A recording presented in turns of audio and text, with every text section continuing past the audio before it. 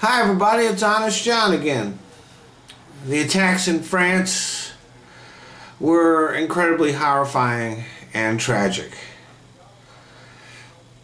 And they will increase the fear, hatred, and suspicion of Muslims, Arabs, and other foreigners that already exists in Europe and here in the U.S. And this comes at a time when people are fleeing the war zones in Iraq, Syria, Libya, Afghanistan, and other countries in record numbers. And 99% of these refugees are totally innocent victims who have suffered horrors beyond our imagination. But there will be a small number of jihadis among them. Let's face it, that's the smart thing to do.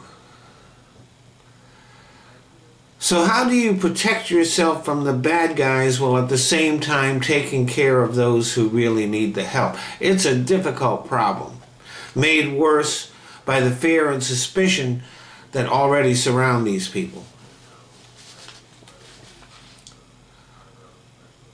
Most of them feel the same way about ISIS and Al-Qaeda and other terrorist groups that we do. Even more so because they have experienced firsthand the horrors that they inflict. And if they're treated decently, they could actually become a bulwark against terrorism in the countries that they settle in. Think about it. They hate the terrorists who have driven them out of their homes. And they would naturally be hyper-vigilant against them.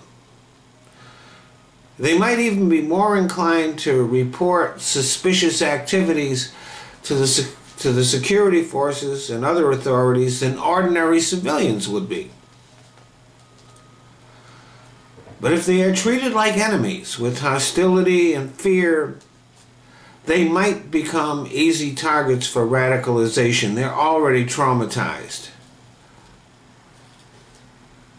And the goal of these terrorists is not only to create fear,